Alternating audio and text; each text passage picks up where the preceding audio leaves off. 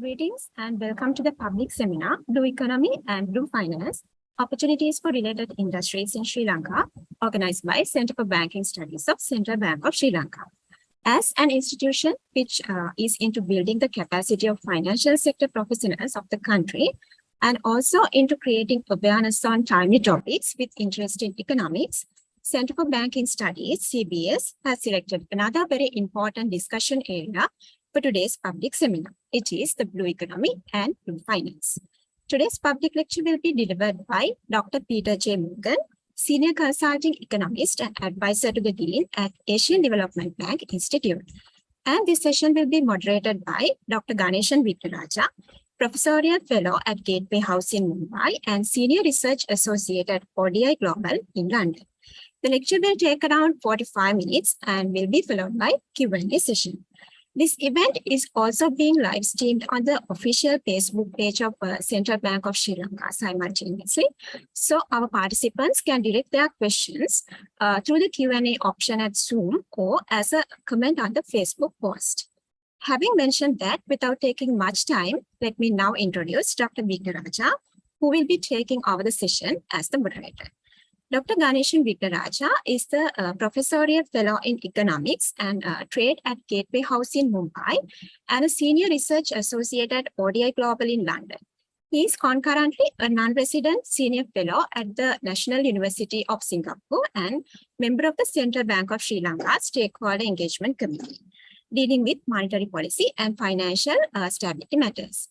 Previously, he held senior roles in the UK and Asia, including Director of Research at ADB Institute, Advisor to the ADB's Chief Economist, Executive Director of Sri Lanka's Foreign Ministry's think tank, Visiting Scholar at the IMF, and Global Head of Trade and Competitiveness at Maxwell Stamp plc.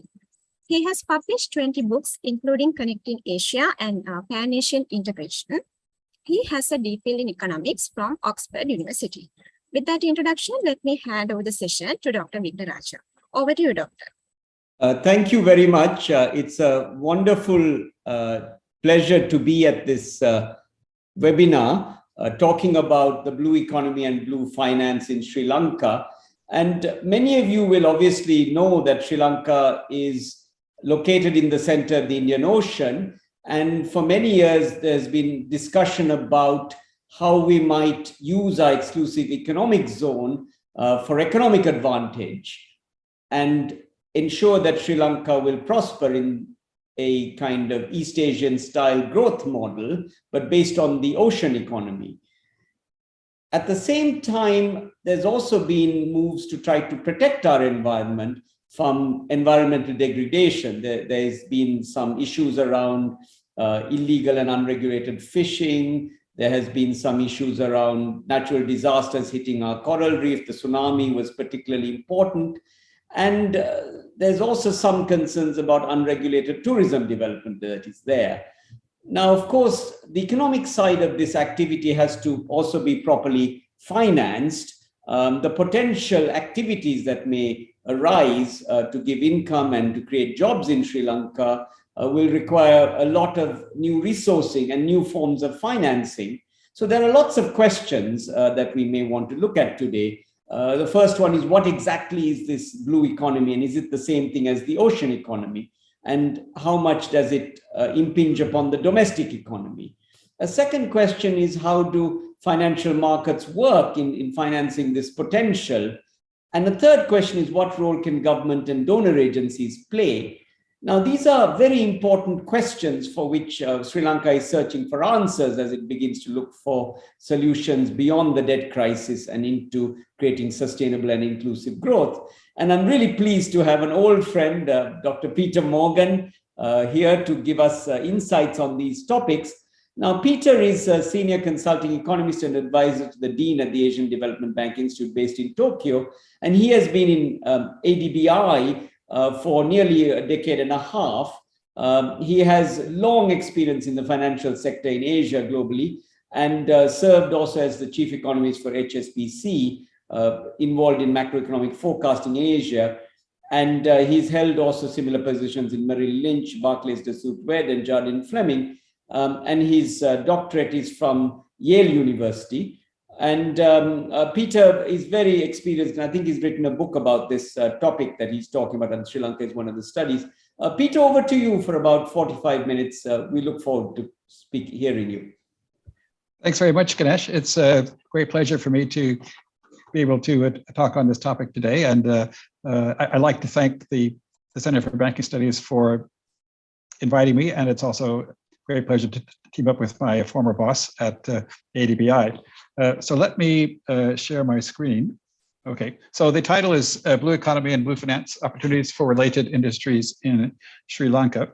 So I'll talk, first give a kind of overview of what is the blue economy, a brief overview of the blue economy in Sri Lanka, and then talk about this book that has just come out, and then look at some specific examples of industries that are relevant for Sri Lanka, fisheries and agriculture, coastal and marine tourism, and renewable marine or offshore energy, and then talk about the role of blue finance, and then offer some conclusions.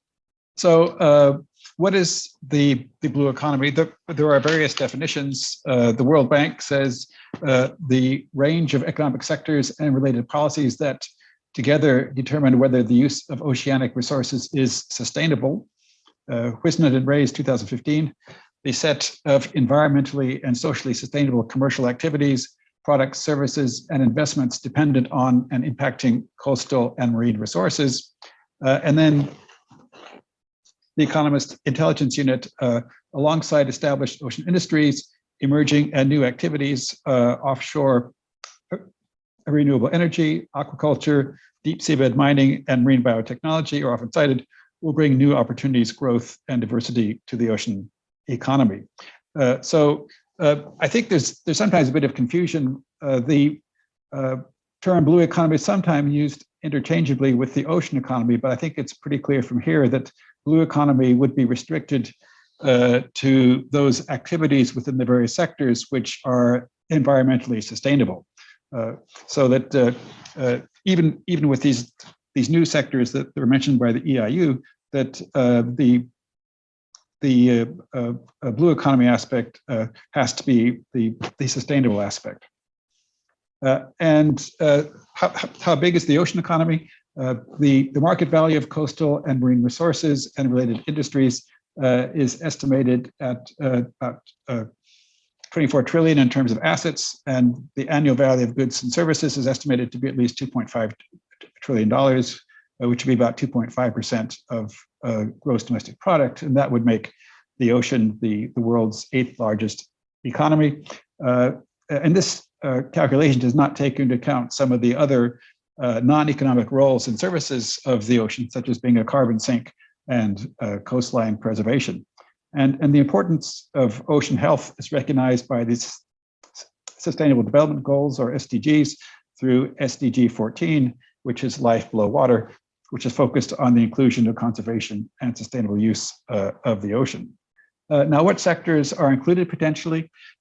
Fisheries and aquaculture, coastal and marine tourism, marine biotechnology and bioprospecting, extractive industries, such as activities both within and beyond national jurisdictions, desalination in terms of freshwater generation, renewable marine offshore energy, maritime transport, ports and related services, shipping and shipbuilding, waste disposal management, and supporting activities. And so in particular, the waste disposal management sort of establishes kind of a link between the land-based activities and the ocean activities, because of course, liquid waste eventually ends up in the ocean. In fact, quite a bit of solid waste too.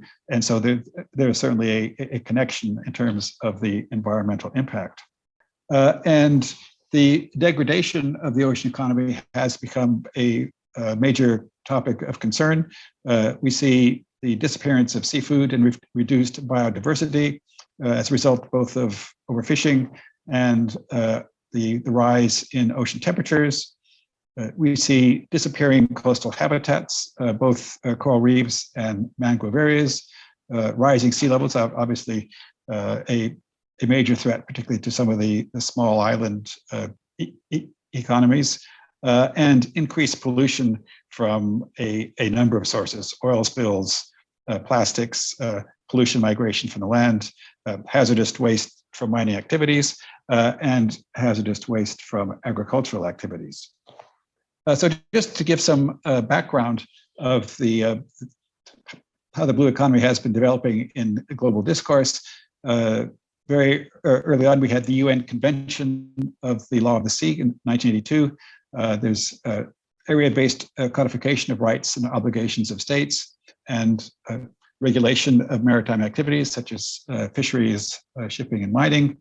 And then we had the emergence of the concept of sustainability. Looking at the growing role of the ocean in sustainable development. So this included the Rio Conference Agenda 21, Chapter 17, Oceans in 1992, the Rio Plus 20, 2030 SDGs and SDG 14 in 2015, and the Ocean Decade of Science for Sustainable Development. And also there's been greater attention to the nexus between the oceans and climate change. And we've seen this in the UNFCCC Paris Agreement 2015, the IPCC report on ocean and climate in 2020, and ocean risks and the development of nature-based solutions. And some of the recent trends, we've had a number of initiatives on the global and regional blue economy. There's the high-level panel for sustainable ocean economy.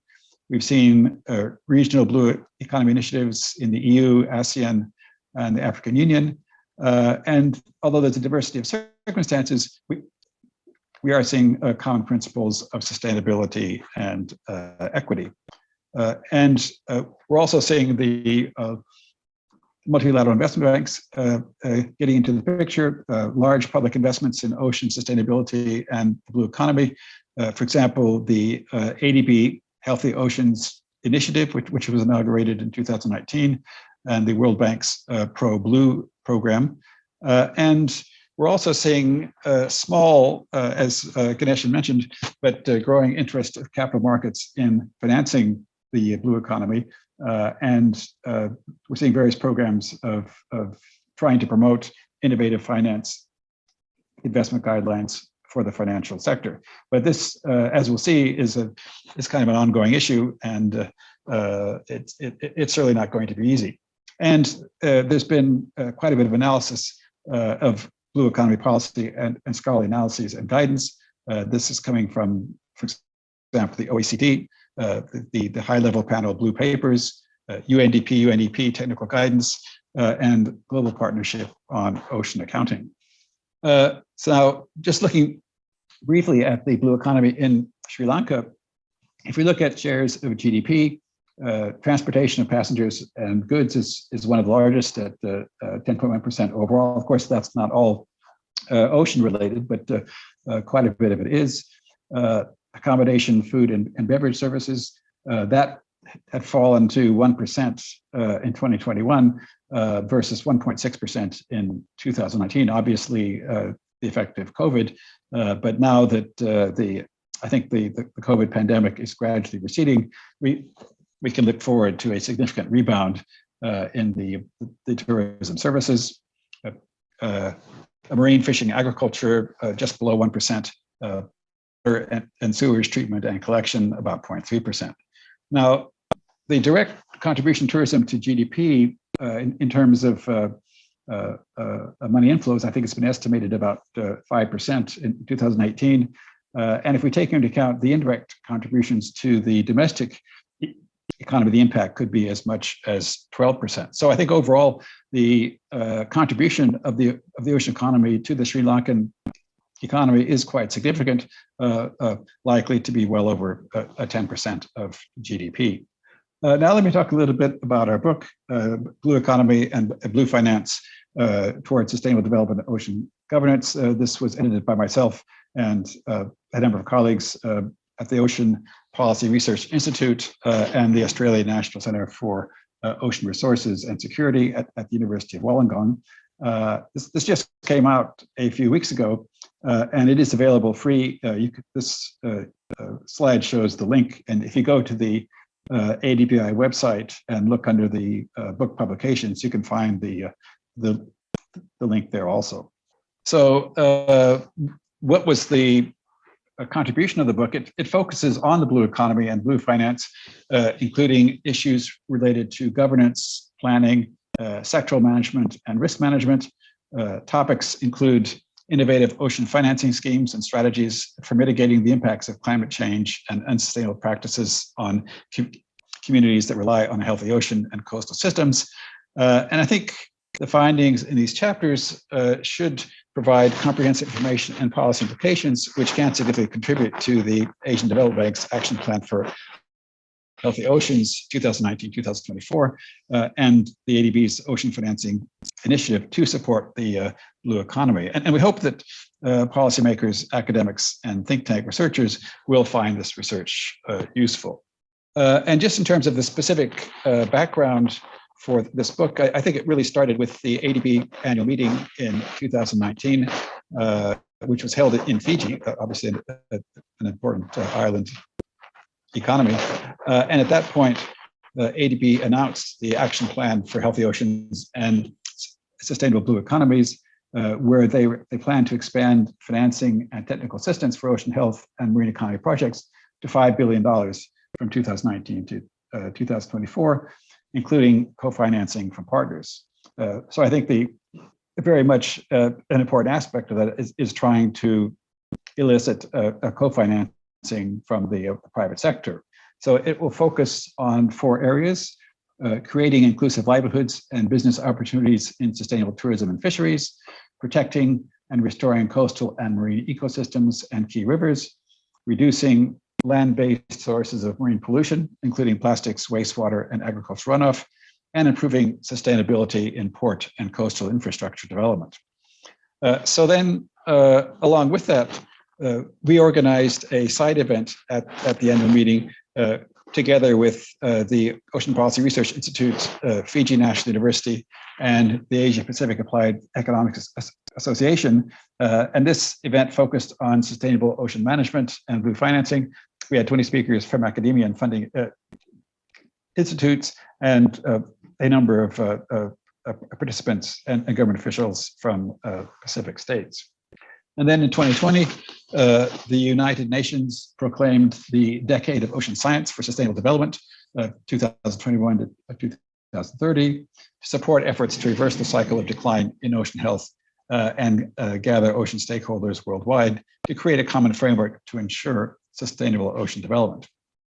And then in March 2020, we had another conference on and policy dialogue on blue economy and finance. This was organized by ADBI, OPRI, and ICDF in Fiji.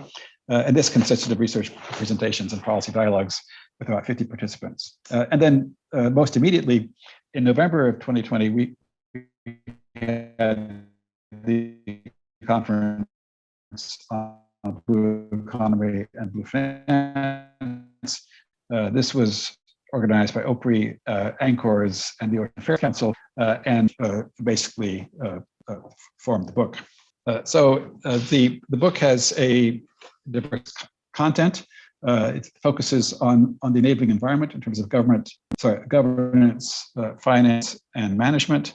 In terms of governance, we have chapters on China, looking at government policy and industrial clusters as drivers of growth. In the Philippines, policy and institutions for ocean tourism development, and policy legal institutions and capacity for sustainable tourism. In India, mapping policy, legal, and institutions for sustainable offshore wind development, and in Bangladesh, institutions for sustainable tourism for socioeconomic outcomes. And in the area of blue finance and finance tools, we had a chapter on tracking ocean international aid flows, blueness index for corporations to make them attractive to investors, capitalizing on co-benefits and synergies to scale up locally based blue economies, and comparative analysis of fisheries financing and institutions in Cambodia, India, and Indonesia, focusing on partnerships. And finally, in terms of management tools, there is a model for disaster risk management policies in post-COVID in Fiji, and looking at the shoreline protection infrastructure in the context of erosion in Sri Lanka. So now let me turn to some of the examples of sectors that I think would be relevant for consideration in the Sri Lankan context. First, I'd like to talk about a comparative study of Cambodia, India, and Indonesia in the fisheries and aquaculture area.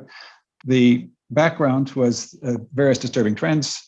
Generally, there's been a decline in the percentage of fish stocks that are within biologically sustainable levels from about 90% in 1974 to about 66% in 2017.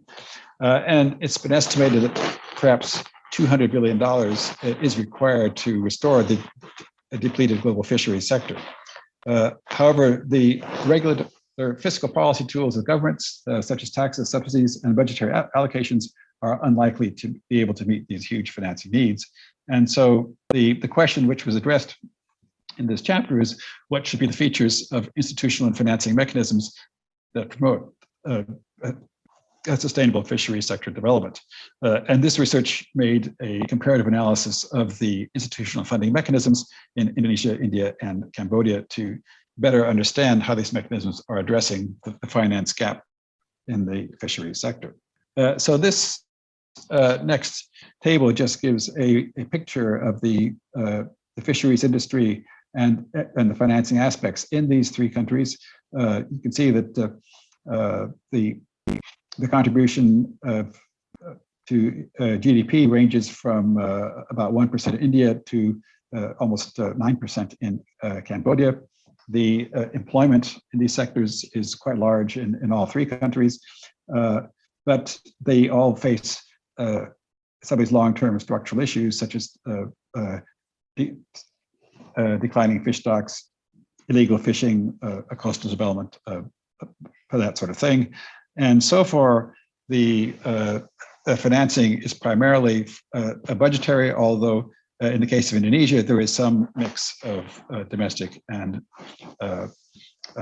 developed partner assistance. There is interest from the private sector, but it's still, I think, at a fairly early stage.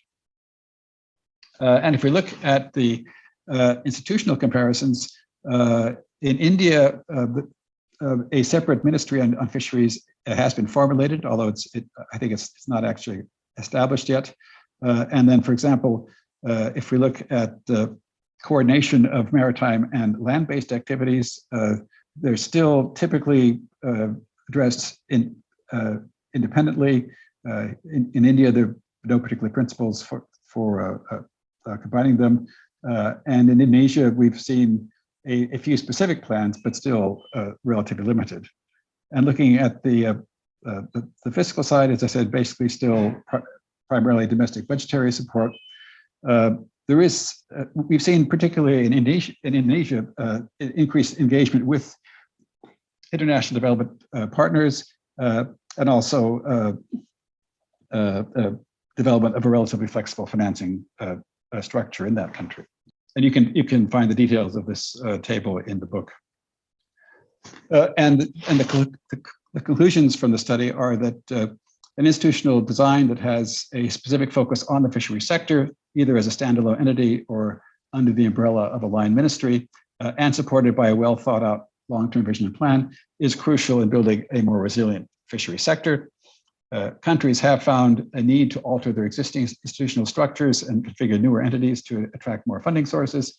However, none of the three countries have radically transformed their systems to address the cross-ministerial coordination points or elevate the sectoral approach to include a comprehensive land-based and maritime approach. So I think that those are key requirements.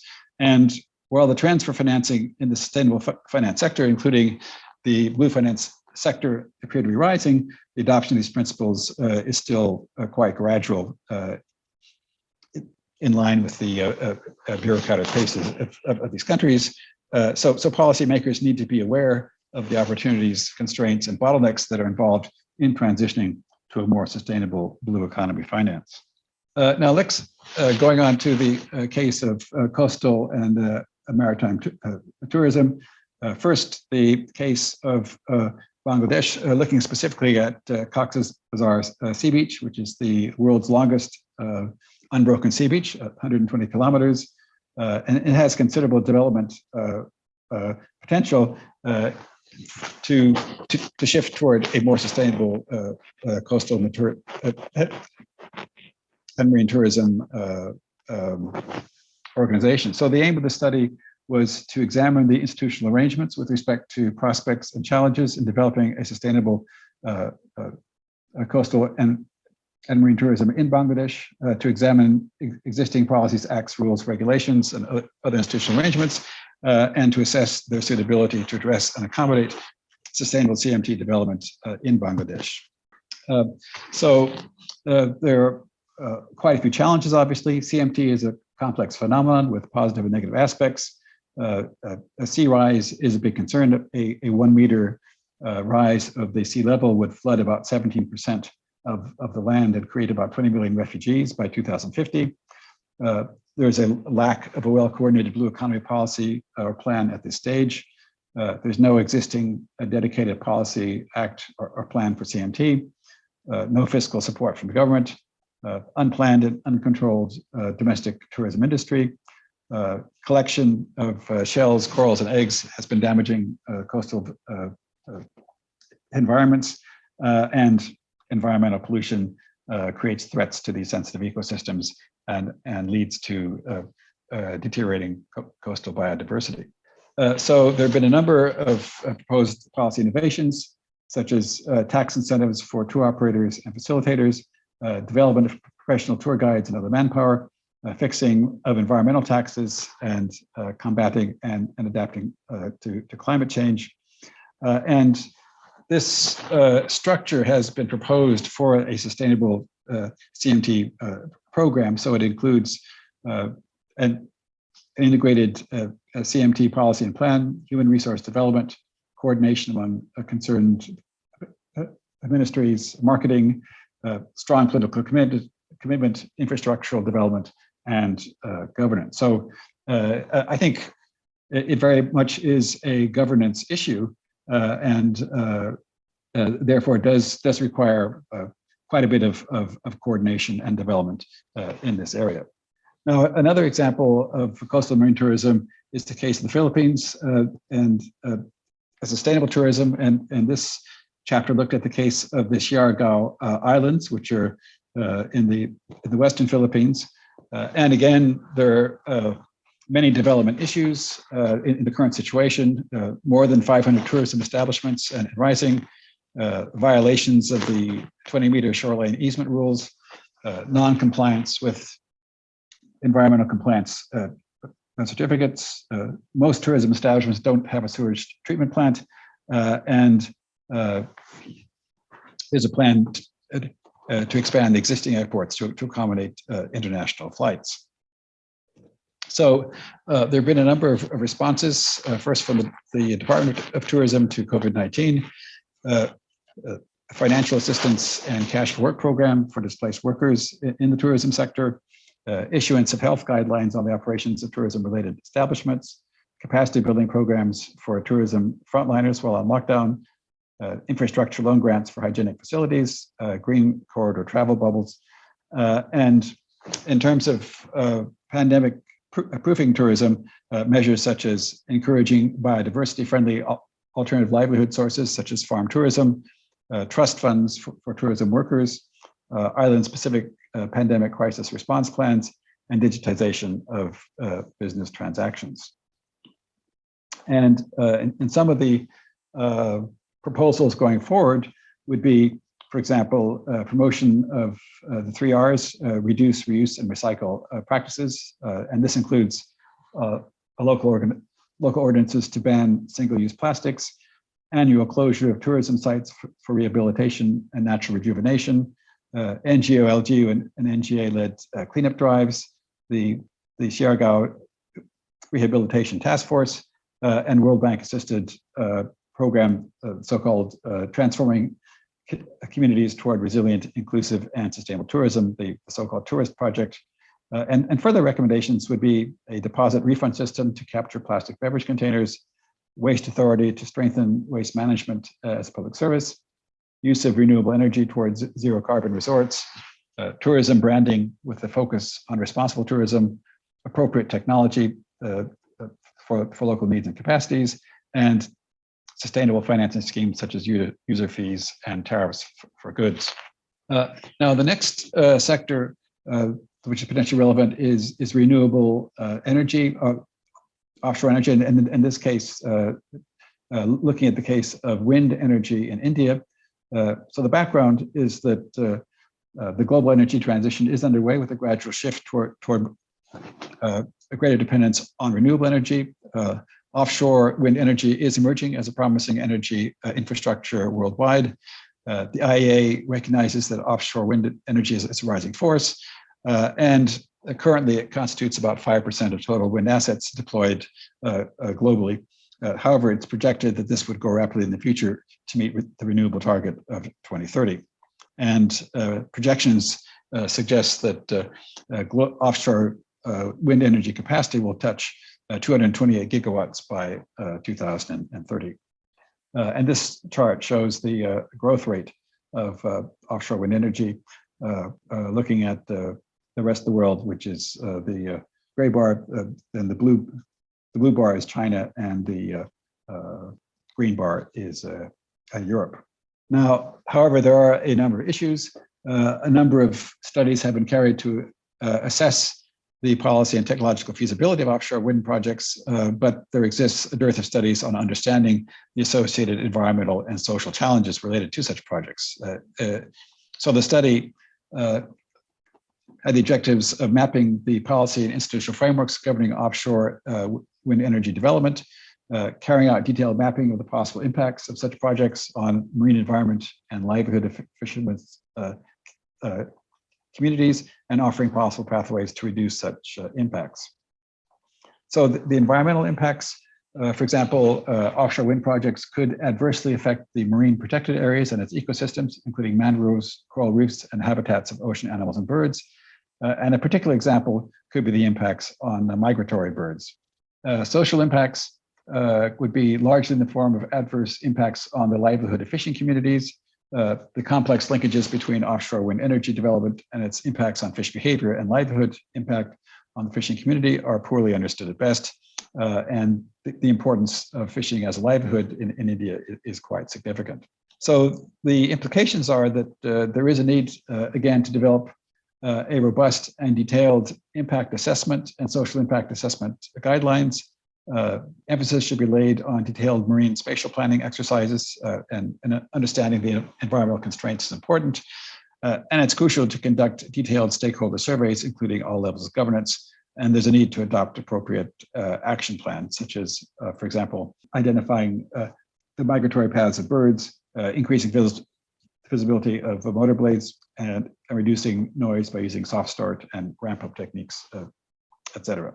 Now, so that's just some examples of the sectors which would be amenable to blue economy type measures. Now, let me talk a bit about finance, or blue finance in particular. So blue finance is defined as investments dedicated to finance or refinance activities that contribute to oceans protection and or improved water management. Blue bonds and blue loans are innovative financing instruments for such investments. And several transparency and integrity principles have been introduced, including the green bond principles, which are administered by the International Capital Markets Association, and the green loan principles, which are published by the Loan Market Association. And so in 2018, the Sustainable Blue Economy Finance Principles were launched, and basically the blue finance projects have to follow the green bond or green loan principles. And just in terms of some background, ADB estimates the shortage of funds for blue projects currently is about $459 billion annually. And so it's believed this can only be met by a significant ramp up of flows from commercial and institutional finance, capital markets, and public-private partnerships.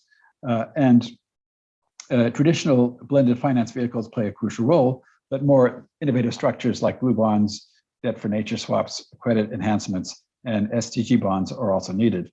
And as part of this, ADB, as I mentioned, is implementing its action plan for healthy oceans and sustainable blue economies, which targets to expand financing and technical assistance for ocean health and marine economy projects to about $5 billion from 2019 to 2024. And they're also setting up the Oceans Financing Initiative. Now, so this table shows the kinds of projects which are potentially eligible for this type of blue finance. So ocean-based activities would include fisheries, aquaculture, food security, or ecotourism, or sustainable tourism, and marine protected areas. And this could include things like sustainable fisheries, management and restoration of marine ecosystems, resorts or recreational facilities, PPPs for co-management of NPAs, offshore and floating solar energy, and aquaculture. And then in terms of the land-based projects, could be pollution reduction and waste management, water supply and use and management, and coastal transport, marine and renewable energy, and enterprise and livelihood development. And in terms of other sectors, this would include habitat protection, restoration and management, natural and man-made hazard prevention and management, integrated coastal development and implementation, oil and gas development, and a sustainable seabed mining. So this includes some of these newer ocean sectors, such as marine biotechnology, and also would include disaster preparedness and response facilities and services. And we've also looked at the extent to which the blue financing is developing, so that we did a survey of financing activities by these various institutions, including the Green Climate Fund, the World Bank, regional banks such as ADB, the ERCD, IDB, and also some of the global climate funds, basically looking at 8 of these funding institutions. And this next chart shows the trend in funding for those institutions. So we can see that there's been a gradual increase both in the number of projects on the left-hand side and the cumulative financing amount on the right-hand side. Although still the cumulative amount has reached about $3.5 billion, which is still relatively small compared to the overall needs in this area. And if we look at the breakdown of the Blue Project funding by region, if you look at the number of projects, Asia accounts for about 54, and the Pacific about 51. So that together they account for about a third of the number of projects, but actually the share of the value on the right-hand side is much larger. It's about 65%. So that certainly Asia in particular is bulking very large in the blue finance activities.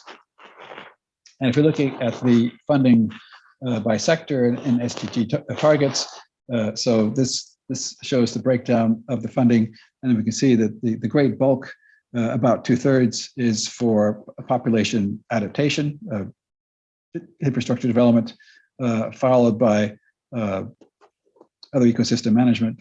So the next one is fisheries, and then other ecosystem management. And if you look at the funding SDGs by target, obviously the SDG 14 is the most important one, and these are the various subcategories. Now, also looking at what the IFC, the International Finance Corporation, which is the sort of private sector funding arm of the World Bank, is doing, they have developed a programmatic approach, which includes collaborating with stakeholders to facilitate standards and design incentives, demonstrate innovative transactions of blue growth, such as blue loans and bonds, and offering technical assistance and standards to finance financial institutions. And they've been working in these 7 sectors, manufacturing, water treatment, shipping, port, logistics, fishing, seafood, and seafood processing, tourism, water management activities, and chemicals and plastic-related sectors. This issue of developing standards is quite important. That if projects don't meet the standards, then they don't qualify for funding. So it's very important to understand what the standards are and to try to match the projects to those standards. And this next chart shows one major example of funding, and this was actually both from the IFC and the Asian Development Bank, which was the first blue loan was to a company called Indorama, which is basically a plastics company, and this was to support its new PET recycling capacity in Asia and Latin America and the Caribbean. And the plan was to recycle billions of PET bottles per year to divert waste away from landfills and open environment and recover valuable resources. And the business model was based on higher value bottle-to-bottle recycling to meet requirements from global food and beverage brands. So I think this is a very interesting example of the implementation of blue finance. And also IFC is developing a blue finance framework, which includes strategic objectives, organization charts and KPIs, 7 sectors that I mentioned, opportunity scoping, and tools for impact measuring and reporting. They've had 5 new products launched so far, about 100 plus bankers trained, and about a $600 plus $1 million new pipeline. And they're looking at about 20 plus events with government and sector level stakeholders, and a national innovative award for green finance, and also promoting new DFI investors, such as a sectoral expert network and international thought leaders. So in conclusion, the blue economy comprises the set of environmentally and socially sustainable commercial activities, products, services, and investments dependent on and impacting coastal and marine resources. So it's not all ocean economy activity. It's only the sustainable part, but obviously that needs to grow as a share of total ocean activities if we are to reach a more sustainable trajectory. And the market value of coastal and marine resources and related industries is estimated at $24 trillion in terms of assets globally. And the annual value of goods and services is about $2.5 trillion, or roughly 2.5% of GDP. But these are obviously under numerous threats because of the degradation of the ocean economy. And specifically for the case of Sri Lanka, the ocean economy contribution to growth is probably well over 10%. In terms of some of the major sectors, first looking at fisheries and aquaculture, there's a need for institutional reform to attract increased funding. Cross-ministerial cooperation is important, and a framework is needed to attract private funding. In terms of coastal and marine tourism, institutional frameworks should include multiple stakeholders. There's a need to promote ecotourism, tax incentives to operators and facilitators, development of professional tour guides and other manpower, promotion of the 3R practices of reduce, reuse, and recycle, and annual closure of tourism sites for rehabilitation and natural rejuvenation. For offshore renewable energy, the key need is for a detailed environmental impact assessment. And blue finance can be an important source of funding, especially to bring in private sector funds. As I mentioned, the development finance institutions are focusing on this area, but project definition is critical to meet the standards to qualify for this kind of funding. And overall, as I said, it is primarily a governance issue. So reforming institutions and improving governance are critical to this. So let me stop there, and I'll be happy to take questions.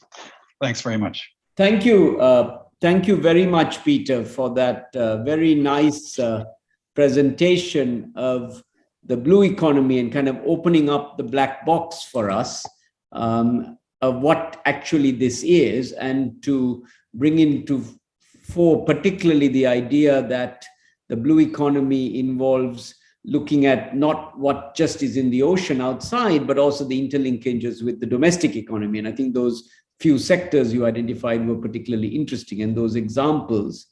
And then you talked about the public policy and finance aspects, which I think was very interesting for us in this audience. May I just encourage the audience to put any questions that they had into the chat box, and there are a couple that have come up.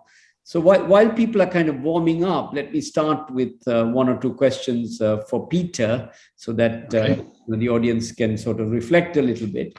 The first question really, Peter, is about, what some people who say, look, if this blue economy is really such an important opportunity, private markets will jump in and private investors will jump in. Now, in the case studies that you looked at, Bangladesh, Cambodia, India, Philippines, and even Sri Lanka,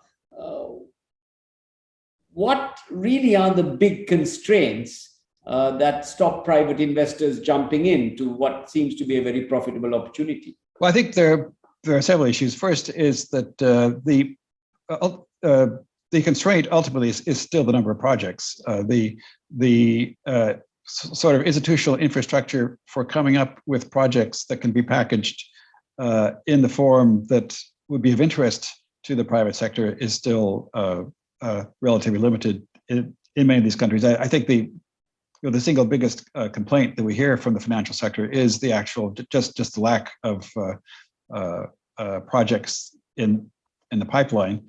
And the other issue is that not all of these projects are necessarily very profitable on their own. And certainly, for example, tourism or fishery projects could be profitable. But if we're looking at things like waste management or infrastructure construction, they're not necessarily that profitable by themselves. So that's where the issue of blended finance comes in. So how can those projects be packaged so that, for example, the funding from the public institutions is at a relatively low prospective return, and the higher returns are shifted more toward the private sector investors. So these kinds of structures are quite necessary to make projects sufficiently attractive. Sorry, Peter, we seem to have lost you there. I don't know if it's your mic or the internet. Can you hear me now? Yes, please. Sorry, can you just repeat the last two sentences you said? Yes, that a very important aspect is risk, that investors have to consider both the risks and returns, and often if the institutional infrastructure is not adequately developed, that there could be risks from those projects, and so what sorts of guarantees are provided to entice private investors is also an important part of the overall package potentially. But as I said, the actual pipeline of projects which is sufficiently attractive to private investors still seems to be underdeveloped. Let me pick you up on that point, Peter, as a follow-up question. So in the cases you have seen, those few countries, which ones were successful in being able to come up with, I guess, project profiles and conceptualize projects, right? And is it that we need a dedicated agency that is managing the blue economy that can come up with those project profiles and make it, attractive to investors by having the documentation and showing the returns? Or is this something that the Ministry of Finance, External Resources Department, or the central bank, or other types of bodies, or even the Board of Investment type of bodies can do? Or is this something that a private company needs to do? I wonder, Peter, if you can shed any insights on that, on the question of coming up with the bankable projects. No, I think coordination. I mean, there are 2 points. First, for example, in the case of fisheries, it was suggested that either a minister level body, or at least something which is at least a separate institution within the ministry, should have a specific responsibility for that sector. But even then, you still need coordination with the Ministry of Finance and probably the central bank too, so that it's not easy. And I'm not sure that there are any countries that have really solved that issue satisfactorily yet. It's still very much a work in progress. And I think you can see that from the amount of financing that's taken place, it's still a relatively small amount. I think there is a question in the chat box, Peter, which I wonder if you can respond to.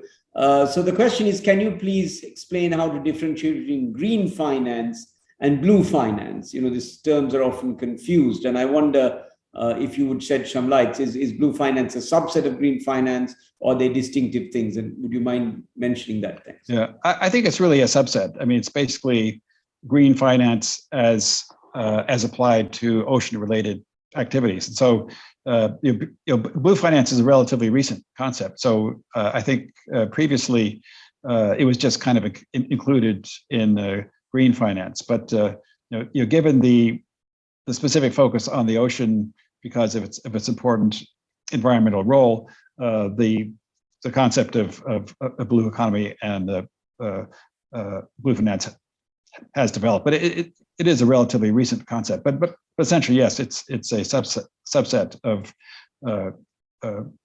green finance. And as I mentioned, the blue finance instruments basically have to follow the green finance guidelines. Let me ask another question from what material you presented. You talked about a number of development institutions, the IFIs, the IFC, ADB, regional banks, etc., and others that have kind of programs on blue finance and blue support. Are there any lessons you can draw for national development banks, that are sort of also trying to pile into this sphere? And in Sri Lanka, we have two kind of national development banks, which kind of partly also function a bit like commercial banks now. But there's also some talk of setting up a new national development bank to do kind of bankable projects. Can you draw any lessons from the global experience for national institutions in a place like Sri Lanka? I don't have any specific examples offhand. I think that certainly there's a great desire to encourage the national development institutions to be involved in these kinds of financing projects. I think probably Indonesia is relatively advanced in that, but I don't have any really specific examples that I could offer on that. Coming back to another aspect of the blue finance environment, I think you touched upon the word governance in your presentation, that you need governance and you need institutions. Would you be able to elaborate with a few examples from the countries you looked at on what's the right form of governance rather than good governance, which is often associated politically? What kind of governance do we need of a blue financial system? And also, what kind of regulatory system do we need around blue finance institutions, Peter, particularly domestically? And does the central bank have such a role in regulating blue finance options or schemes? Because, there could be a lot of fly-by-night schemes, which people worry about, right, under the name of blue finance. How do you see that whole area developing, and what is good practice, if any? Well, I think the main issue is first establishing institutions where they don't exist currently. For example, in the case of tourism, in many cases it's relatively unregulated. So you needed a regulatory framework for a coastal protection, coastal environmental protection. But in terms of getting access to the blue finance, I think that's where coordination amongst the various ministries and the central bank and the regulators becomes more important. Certainly, when it comes to blue finance type projects, you certainly don't want to have kind of the blue equivalent of greenwashing, or so I guess that would be blue washing in this point. So in this case, so that you have to have monitoring of the projects, and that would, I think, require a regulatory framework both for the initial issuance of the bonds and then for the monitoring of the actual results afterwards. And in that sentiment, Peter, we talked a bit about individual ministries, right? Tourism ministry, fisheries ministry, etc. Is there a specific role for the central bank? I mean, in such a thing, as you know, central bank does monetary policy, it does financial systems regulation and stability. Do you see any specific role for the central bank in this blue finance sector? I mean, it sounds like a very innovative area. And we were just I mean, both. Well, certainly, blue loans, which would fall within the the banking sector. That would certainly be under the direct purview of the central bank. In terms of blue bonds, I'm not so familiar with the regulatory framework in Sri Lanka, so I'm not sure if there's a separate regulator for the capital markets or not. But to the extent that the central bank is involved in capital market regulation, that would certainly be an obvious role for it there. So I think it's primarily the regulation of the banking sector and the capital markets, which would be the most likely avenues for the involvement of the central bank. Yes, in Sri Lanka, it's the central bank that does both the monetary policy. Okay, well then, yeah. Well, in that case, certainly there would be a role for the central bank, both on the blue loans and the blue bonds. We have a question from Sushara, and the question is, can you clarify as to whether the blue financing revolves around the ocean or whether it also involves other water bodies? I guess she's talking about river and so on, and lakes. We have lots of rivers in Sri Lanka. And I guess even, reservoirs, we have a lot of hydro and so on, Peter. So I guess, is it just ocean or is it other water bodies? No, I think it extends, because obviously rivers flow into the ocean. And so there's a connection there. And so I believe that it's not purely ocean, that it would extend into the river system, although I'm not quite sure where the line would be drawn. I mean, presumably, I don't think that all rivers or all freshwater bodies of water would necessarily be included in a blue financing, but to a certain extent they would. But again, I'm not quite sure where the line is being drawn. We have another, more like a comment. Somebody wants to get your slides. I guess the book is available free online, right? And we can. Yes, that's correct. Yeah. We can put that link. I will get the Center for Banking Studies to circulate the link to the book. But if your slides are also available, please give it to them and they'll put it out in PDF. Yes. Well, so I have provided the slides, so those can be distributed. Yes. Okay. So the answer is the slides in the book can be distributed. Yes. Peter, when you come to the Philippines, because that's an interesting case for us, because that's also an archipelagic structure and has lots of islands and so on. Did you feel the blue economy is larger in a country like the Philippines? Philippines is a bit richer than Sri Lanka. Sri Lanka's per capita income $3,000 something a head, 3,007, 8, depending how you measure it. Philippines is also a bit more than that. Is it bigger? Are there any lessons you would draw from blue finance, particularly in the Philippines, that would really strike you?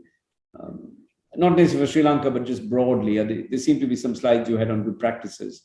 Were there institutions, or were there the way in which they manage the sectoral interactions between the coordinator agencies and so on better or than other places? Is there anything you draw on there that would be useful? Well, there is a Department of Tourism there, so I think that they. Again, it'd be hard to. I'm not so familiar with the institutional structure in Sri Lanka, so it's hard to make a direct comparison. But I think just on the Philippines, you pick tourism is a very important sector in the Philippines, and I think it does get quite a bit of attention at the national level. But you also had the problem that there are many. I mean, because it is such an archipelagic country that it's not always easy to extend that control down to the local level, and I think that's probably a bigger problem in the Philippines probably than in Sri Lanka. That's right. I think in our case also perhaps tourism along the western part of the country is probably somewhat easier to manage because the way government works than necessarily tourism outside, the sort of urban conurbation around Colombo and Gampaha. Some of the tourism outside. So I think archipelago makes it much harder. Absolutely, Peter. But I think also in some countries which have maybe capacity constraints, as you have kind of suggested, there may be in other countries. It tends to be a bit more around the urban area, around Colombo and Gampaha, and further the southern belt than necessarily in the more distant bits of the country. Sure. Even in a small country. So that's very interesting about this. Can I ask a question about ADB's action plan for healthy oceans and sustained blue economy, which was 2019? Does that mean a country like Sri Lanka or someone else can access additional resourcing under that as part of the country discussions with the ADB?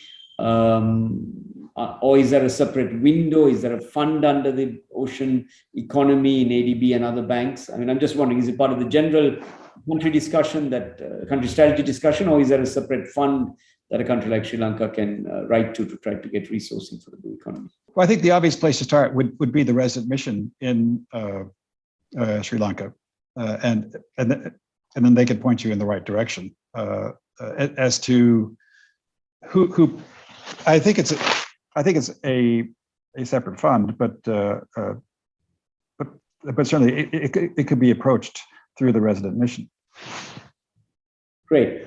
And I guess that would be the same with the World Bank, right? If one were trying to access finance, I think so. Yes. Authorities or others would go. Yeah. In the case of the IFC, those are private sector projects, right? So they would also the IFC directly, right? Yes. We have another question from Prasanta. What are the methodologies used to measure the blue economy, right? So you had this 10% of GDP in Sri Lanka. I wonder, I mean, even if you're not sure about that estimate, how would you estimate the importance of the blue economy, the direct side and the indirect side? Well, as I said, what has to distinguish between the ocean economy and the blue economy. I mean, the ocean economy is the sum total of those sectors that I mentioned earlier on in the presentation. I think it's a question basically of to what extent you can get sufficient detail out of the GDP statistics to track those particular sectors. Now, and in terms of the indirect impacts, you would ultimately have to get that out of some kind of input-output analysis. But I think that's a relatively straightforward issue of the GDP statistics. Now, as I mentioned, the blue economy is the sustainable bit of the ocean economy, and so how you measure that is much more difficult. I mean, obviously at this point, it's still going to be a relatively small percentage of the ocean economy, but hopefully growing over time. Thank you, Peter. So basically, it's a sort of a macro kind of top-down kind of approach, right? And yes, some sort of a use of not just the GDP stats, but also the input-output analysis, right? And then some judgment as to what the sustainable bit is, right? I mean, that's effectively what you're saying, right? So that's the kind of, right. So it gives you kind of a rough and ready number, right, of how important these things are, right? Right. And then the indirect part can be quite significant, right? That was the other thing I picked up from your number. Yes. Am I right? Yes, because obviously you have that sort of inflow of funds. Let's say particularly from the tourism sector, that is going to have multiplier effects on domestic economic activities. Right. So then I think the point that Peter's trying to make, which I think is a very important one, is that it's not necessarily the formal sector, right, that can benefit. It's also these informal sectors and employment and. Well, it doesn't have to be. Obviously, it'll be both formal and informal, but I think the point is that you have the indirect effects. You have the first round effects on income, and then if people have increased income, they're going to turn around and spend more as well. So it's obviously to be going through both the formal and informal sector, but it's not necessarily related to the share of the informal sector per se. It's just a kind of a simple multiplier kind of analysis. Right, and certainly the measurement issue in general is a very fruitful area for research, right? And something that national authorities should be looking at, right? Yes, isn't it? I think particularly certainly in a country like Sri Lanka, where the ocean sector is obviously quite important. Yes, so I think for colleagues in the central bank and in Sri Lankan institutions, I think getting a good definition is important and beginning to tease out these methodologies. I think there was a recent input-output table that was done or being done in Sri Lanka. So coupled with other stats, we could perhaps get some handle on this. And I think that would be a very interesting avenue, Peter. And people may come back to you on that from the Bank Research Department, yes. Because we are looking for new opportunities here as we are attempting to put the economy back on a sustainable growth path. Yes. And so on. So this is the kind of thing that I think would be very useful. There is another question here. Considering the current economic condition of Sri Lanka, what sort of projects would be cheapest to engage in, and what phases of projects can be started in the economic stage? So I think what the person is talking about is, look, we're a middle-income country that's sort of defaulted, and they're looking for what would be the quick wins, if you like, in terms of projects. And any recommendations? I mean, so they're just asking. Right. Well, I think tourism is the obvious sector, because tourism is going to bounce back anyway as the pandemic recedes. So efforts to, for example, promote ecotourism, to sort of strengthen the brand, to strengthen the sort of environmental, the degree of environmental concern and attention to maintaining the environment or improving it would probably be the most likely starting point. And also, tied in with that would be measures to improve waste disposal, that kind of thing, to also reduce the pollution of ocean areas. There is another question in the chat. Can you consider debt for climate swaps within the blue economy financing mechanisms? Debt for climate swaps. Yes, I mean debt for nature swaps are definitely being considered these days.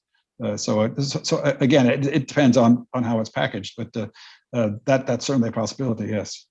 Could you just expand a little bit about what these are, and a nice way to package them if you have any insight from the work you've done? Well, I mean, it's basically it's kind of an in-kind sort of trade where in exchange for reducing the debt, you make a commitment to certain kinds of environmental targets, whether it might be cleaner beaches or less pollution of various kinds. But it's something that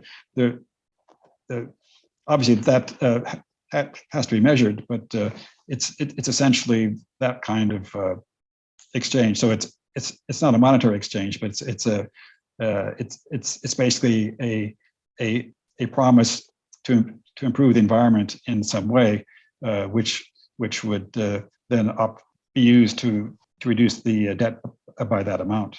Great. There's a related kind of question.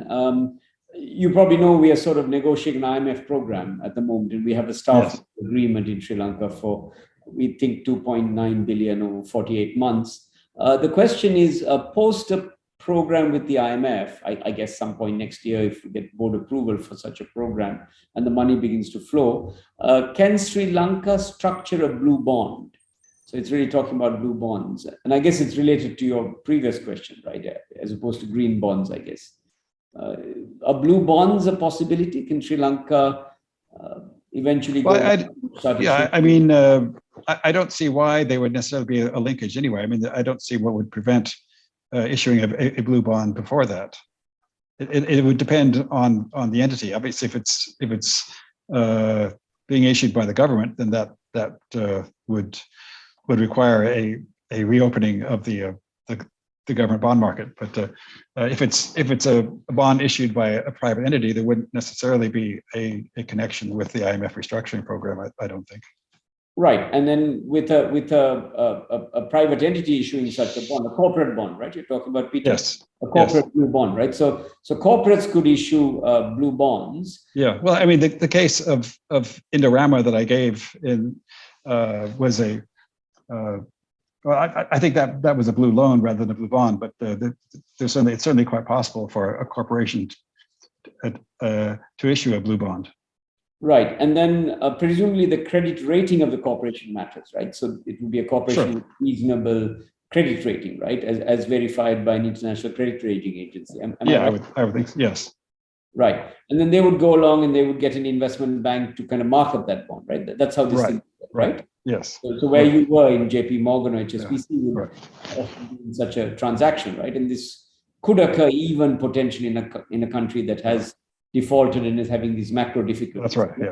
Yeah. Excuse me for a second. I have to address something. I'll be right back. So. I think if I could encourage colleagues to put additional questions in, I think this is becoming a very useful conversation of thinking about the ocean economy in a very direct sense, and also thinking about new opportunities that might be there for Sri Lanka. And I think as we begin to start thinking about our post-debt future, I mean, we need to start thinking about new sectors and new opportunities and exploit the potential of this beautiful land. And I think this blue economy idea is something we really must embrace, both within government and also across the private sector and also civil society.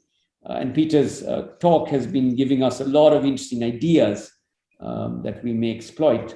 And I would guess we would need a very good national framework to be thinking about this ocean economy and the particular idea of the definition, the measurement, being able to monitor it becomes very important in terms of numbers of jobs, in terms of value of GDP, both direct and indirect. We have to start thinking about what are the factors that drive it, and we can begin to look at sectors level. It could be fisheries, it could be tourism for sure, it could be logistics, all the important things that Sri Lanka is known for and has become important. And then we've got this very interesting set of issues of how do we finance it, particularly in a capital market that is under some stress. Sorry, I was trying to just give people a sense of the issues. Yes. I have one last question for you, Peter, which I think would be very useful. When you think of public-private sector partners... Sorry, could you hold on for 1 second? I have to take a call. Sorry, the last question for you, Peter, was, you have these public-private sector partnerships, right? In blue finance, which may be there. Can you think of a triangular partnership with a multilateral bank to develop, say, the fisheries sector in a country like Sri Lanka or any other country you looked at? Are there, I mean, is it just easier to make the resources spread? I mean, do PPPs with the guarantee from a development bank make sense as a conceptual model? And do you have from countries? I mean, PPP is an option that's, I mean, PPP is a somewhat more complicated issue than just blue financing, because it's the whole management of the project over the lifetime of the project and how the returns are organized over that project lifetime. Whereas a blue finance is sort of more at the initial stage. So PPP is certainly a possible structure, but that I think involves a more complicated analysis than just looking at a potential blue finance project. Thank you very much, Peter. I think the audience has exhausted all the questions at the end of the session. We had nearly 30 participants. So you were obviously a big hit, Peter, with this wonderful book. And certainly, I think you provided us with a lot of food for thought. And you gave us a very clear idea of what is the blue economy and how it differs from the ocean economy. And you gave us an estimate for Sri Lanka, which I thought was very useful, this 10% of GDP number. And you gave us a methodology by which we can look to measure such a thing and research and around it. You talked then about blue finance as a distinctive mechanism of finance. And you talked about some of the challenges, and you talked about some of the MDB programs, which I thought were very interesting. And then you talked about different sectors in this blue economy and blue finance, and you gave us some examples of those, which I thought were very interesting. And then you talked about the policy and regulatory issues, which went beyond this. So for my part and for the audience, I think you gave us a very detailed look and run through this issue. And it's obviously an area which I think we've begun to scratch the surface, right, Peter? There's a lot more that we have to try to do as we develop this new idea.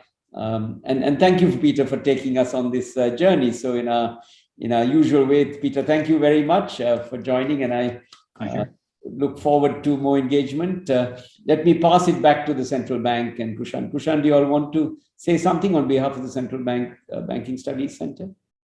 Thank you, Doctor. So that marks the end of today's public lecture. It was indeed a very interesting and productive event we had. At the conclusion of today's event, let me take this opportunity to extend my sincere gratitude to Dr. Morgan and Dr. Winaraja. Insightful thoughts you shared with us today added immense value to this important event. Thank you very much. Also, on behalf of Director of Center for Banking Studies, I wish to thank the Governor and the top management of the Central Bank for supporting us to proceed with our proposal to conduct this webinar on a timely topic. Finally, I wish to thank all of you who tuned into this seminar and took part very actively in it.